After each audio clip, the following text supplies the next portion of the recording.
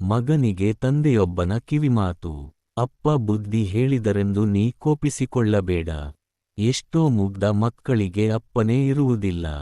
ಅಪ್ಪ ಕೇಳಿದ್ದೆಲ್ಲ ತಂದುಕೊಡಲಿಲ್ಲ ಎಂದು ನೀ ಬೇಸರಿಸಬೇಡ. ಎಷ್ಟೋ ಮಕ್ಕಳ ಅಪ್ಪಂದಿರು ಬಾರು ಬಿಟ್ಟು ಮನೆಗೆ ಬರುವುದಿಲ್ಲ. ಅಪ್ಪ ಯಾವಾಗಲೂ ಓದು ಓದು ಎನ್ನುತ್ತಾರೆ ಎಂದು ಹಳಿಯಬೇಡ. ನಿನ್ನಂತಹ ಎಷ್ಟೋ ಮಕ್ಕಳಿಗೆ ಶಾಲೆಗೆ ಹೋಗುವ ಭಾಗ್ಯವೇ ಇರುವುದಿಲ್ಲ. ಅಪ್ಪ ನಿನ್ನ ನಡೆ, ನುಡಿ, ಉಡುಗೆ ತೊಡುಗೆಗಳನ್ನು ಸದಾ ಕಾಲ ಹದ್ದಿನ ಕಣ್ಣಿಟ್ಟು ಗಮನಿಸುತ್ತಾರೆಂದು ಅವರನ್ನು ದ್ವೇಷಿಸಬೇಡ. ಯಾಕೆಂದರೆ ನಗರಗಳಲ್ಲಿ ನೀನು ಕುಡಿದು ತೂರಾಡುತ್ತಾ ಸಭ್ಯತೆಯ ಎಲ್ಲೆ ಮೀರಿ ಬೆತ್ತಲಾಗಿ ಚರಂಡಿಯಲ್ಲಿ ಬಿದ್ದರೂ ಯಾರು ನಿನ್ನ ಕಡೆ ಕಣ್ಣು ಹಾಯಿಸುವುದೂ ಇಲ್ಲ. ಅಪ್ಪ ನಿನ್ನನ್ನು ಎಲ್ಲಿಗೆ ಹೋದೆ, ಯಾಕೆ ಹೋದೆ, ಇಷ್ಟೇಕೆ ತಡ, ಅವರು ಯಾರು, ಇದು ಬೇಕಾ ಅಂತ ಎಲ್ಲವನ್ನೂ ಪ್ರಶ್ನಿಸುತ್ತಾರೆಂದು ಸಿಡುಕಬೇಡ. ಎಷ್ಟೋ ಜನರಿಗೆ ಈ ರೀತಿ ಕಾಳಜಿ ಮಮಕಾರಗಳಿಂದ ಪ್ರಶ್ನಿಸಲು ಅಪ್ಪನೇ ಇರುವುದಿಲ್ಲ. ಅಪ್ಪನ ಕಣ್ಣಲ್ಲಿ ನಿನಗೆ ಎಂದೂ ನೀರು ಕಾಣೋದಿಲ್ಲ, ಏಕೆಂದರೆ ಅಪ್ಪ ತನ್ನೆಲ್ಲ ನೋವುಗಳನ್ನು ತನ್ನ ಎದೆಯೊಳಗೆ ನುಂಗಿ ನೀರಿಲ್ಲದೆ ಇಂಗಿ ಹೋದ ಬಾವಿ.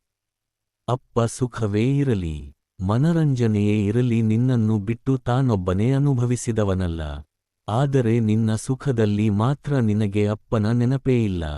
ಅಪ್ಪ ಗಂಧದ ಕೊರಡಾಗಿ ಕುಟುಂಬಕ್ಕಾಗಿ ತೇದು ತೇದು ಸವೆದರು. ಅಪ್ಪ ನಿನಗೆ ಸಿಡುಕನಂತೆ, ಒರಟನಂತೆ. ಅವನ ಜೊತೆ ಹೊಂದಾಣಿಕೆಯೇ ನಿನಗೆ ಕಷ್ಟ. ಇತ್ತ ನೋಡು ಮಗ, ಭಗವಂತ ತನ್ನ ಸೃಷ್ಟಿಯಲ್ಲಿ ನಿನಗೆ ಕೊಟ್ಟ ಭಾಗ್ಯವೇ ಅಪ್ಪ ಅಮ್ಮ ಅಣ್ಣ ತಮ್ಮ ಅಕ್ಕ ತಂಗಿ ಕುಟುಂಬ ನೆಂಟರಿಷ್ಟರು ಗುರು ಹಿರಿಯರು ಮತ್ತು ಸಮಾಜವೆಂಬ ಬಂಧನ.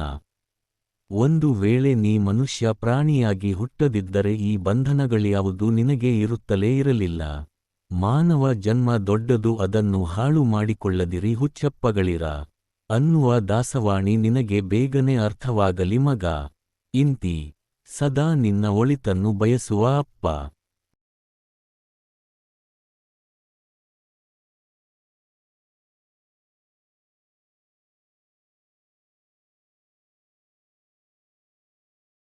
Thank you.